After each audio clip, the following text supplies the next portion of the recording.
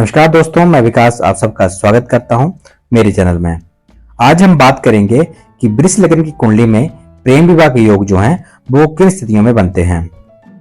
तो यहाँ पे मैं आज वृष लग्न की कुंडलियां लूंगा और उनमें जो ग्रह स्थित किए जाएंगे उसके अनुसार जो है वो प्रेम विवाह के योग जो है वो बनेंगे। तो चलते हैं कुंडली के ऊपर।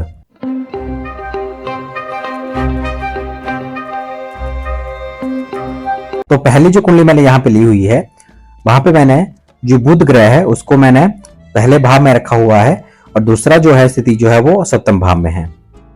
तो यहाँ पे मैंने क्यों रखा हो वो आपको मैं समझाता हूँ। जो बुध है यहाँ पे, बुध जो है वो पंचमेश है। तो पंचमेश हम कैसे देखेंगे कि जो पंचम भाव है, पंचम भाव का स्वामी जो है वो पंचमेश कहलाएगा। तो यहाँ पे जो पंचम भाव में जो राशि है वो है कन्या राशि और कन्या राशि का स्वामी जो है वो बुध होता है। तो बुध अगर पहले भाव में बैठ जाए या सप्तम भाव में बैठ जाए तो प्रेम विवाह के योग बनेंगे। तो कैसे बनेंगे कि अगर वो लग्न में बैठता है, पहले भाव में बैठता है, तो वो अपनी सप्तम दृष्टि से सप्तम भाव को देखेगा, क्योंकि पंचम भाव का संबंध जो है वो सप्तम भाव से बन जाएगा। तो ऐसी स्थिति में क्या होगा ये कि उनका प्रेम विवाह के योग जो बनेंगे, क्योंकि पंचम भाव जो है वो प्रेम संबंधों का भाव होता है और सप्तम भाव जो होता है वो वैवाहिक जीवन का भाव होता है। इसी प्रकार अगर पंचम भाव का स्वामी जो पंचमेश है बुध यहाँ पे है, तो बुध जो है अगर वो सप्तम भाव में खुद बैठ जाए तो भी प्रेम विवाह के योग जो बनेंगे। उसके बाद चलते हैं अगली स्थिति में। तो अगली स्थिति में जो वृष लग्न की कुंडली है उसमें मंगल यहाँ पे कौन है? मंगल है सप्तम भाव का स्वामी, क्योंकि सप्तम भाव पे जो राशि है वो वृश्चिक राशि है और वृश्चिक राशि का स्वामी जो है वो मंगल होता है। तो मंगल अगर पंचम भाव के साथ संबंध कोई बनाता है तो भी प्रेम विवाह के योग बनेंगे। तो यहाँ पे जहां जहां मैंने मंगल को मार्क किया हुआ है, मार्क को जहां जहां जिस भाव में रखा हुआ है उस भाव में अगर मंगल है तो प्रेम विवाह के योग जो है बनेंगे वृष लग्न में। तो देखिए सबसे पहले हम बात करेंगे कि मंगल जो है मैंने द्वितीय भाव में रखा हुआ है।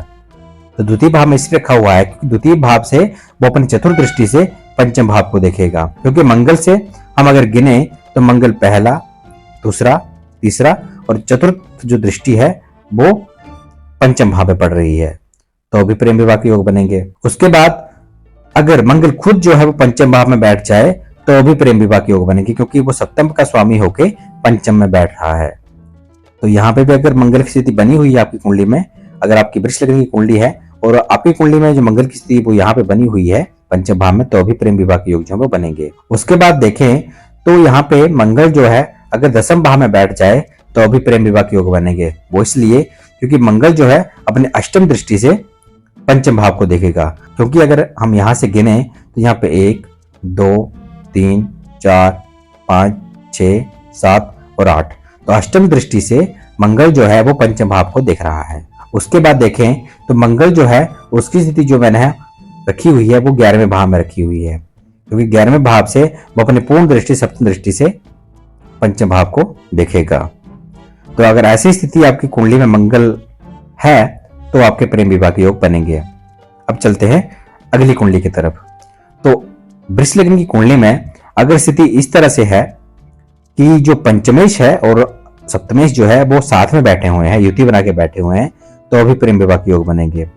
तो स्थिति कैसी रहेगी कि बुध और मंगल, क्योंकि आपकी वृष लग्न की कुंडली है, तो वृष लग्न की कुंडली में बुध और मंगल जो है वो अगर साथ बैठे हैं तो प्रेम विवाह के योग बनेंगे। तो वो स्थिति कहाँ बनेगी? अगर वो लग्न में बैठे हैं तो भी वो प्रेम विवाह के योग बनेंगे। अगर वो द्वितीय भाव में बैठे हैं दोनों युति बना के तो भी प्रेम विवाह के योग बनेंगे। अगर वो तृतीय भाव में बैठे हैं तो भी प्रेम विवाह के योग बनेंगे। उसके बाद चतुर्थ भाव में भी और पंचम भाव में भी।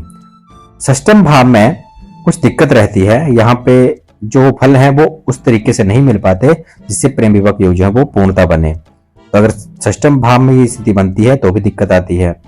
उसके बाद सप्तम भाव में अगर वो स्थिति बनती है तो प्रेम विवाह के योग जो है वो अच्छी तरीके से बनेंगे। उसके बाद अगर वो अष्टम भाव में स्थिति बनती है तो भी अच्छे से प्रेम विवाह के योग जो है वो नहीं बनेंगे।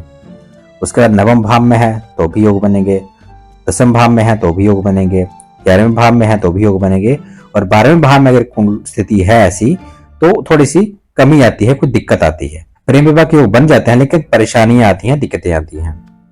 उसके बाद चलते हैं हम अगली कुंडली में। देखिए अगर आपकी कुंडली में स्थिति इस तरीके से भी अगर है तो भी प्रेम विवाह के योग बनेंगे। तो देखो इसमें क्या है कि वृष लग्न में जहां पे मंगल की स्थिति मैंने यहाँ पे रखी हुई है वो इसलिए रखी हुई है कि इससे हम आपको समझने में आसानी हो जाए।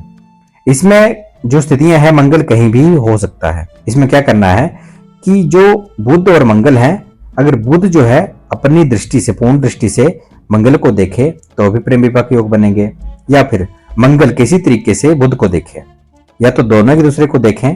जैसे ये स्थिति बनी हुई है, दोनों आमने सामने हैं, बुध जो है वो सप्तम दृष्टि से मंगल को देख रहा है और मंगल जो है सप्तम दृष्टि से बुध को देख रहा है, तो भी प्रेम विवाह के योग बनेंगे।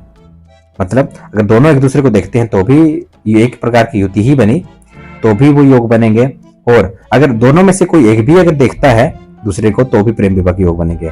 अब क्योंकि बुध की जो 7वीं ही दृष्टि होती है, तो सप्तम दृष्टि से मंगल को देख रहा है और मंगल भी सप्तम दृष्टि से बुध को देख रहा है। लेकिन मंगल की जो दृष्टियां हैं वो 3 दृष्टियां होती हैं। तो पहली जो दृष्टि है वो है चतुर्दृष्टि।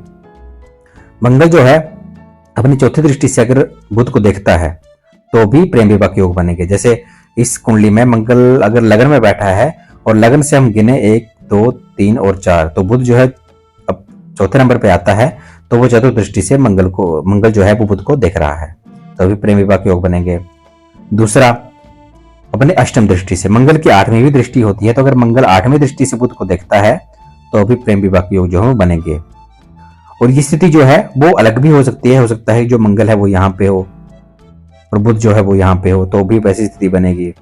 तो ये स्थितियां जो चेंज हो सकती हैं, आपको बस दृष्टियां देखनी है कि मंगल जहां बैठा है, मंगल से अगर बुध जो है वो चौथे नंबर पे बैठा हुआ है, मंगल जहां पे बैठा हुआ है उससे अगर आप गिनो, तो अगर बुध चौथे नंबर पे बैठा है या फिर 7वें नंबर पे बैठा है या फिर 8वें नंबर पे बैठा है, तो जो है वो प्रेम विवाह के योग जो बनेंगे। तो इस तरीके से आप जो है अपनी कुंडली को खोल के वहां पे ग्रहों की स्थिति को देख के, मंगल और बुध की स्थिति देख के आप जो है वो अपने प्रेम विवाह के योग जो है जान सकते हैं। इसके अलावा आपको एक बात और ध्यान में देनी है कि दोनों की जो डिग्री है, दोनों की जो अंशबल है वो भी अच्छा होना चाहिए। वो भी स्थिति जो है जरूरी होती है, नहीं तो दिक्कत आती है उसमें कि आपके जो योग हैं वो प्रॉपरली बन नहीं पाते और फल नहीं होते। तो ये था आज की वीडियो में। अगर वीडियो अच्छी लगी हो तो वीडियो को लाइक करें और मिलते हैं अगली वीडियो में। तब तक के लिए धन्यवाद।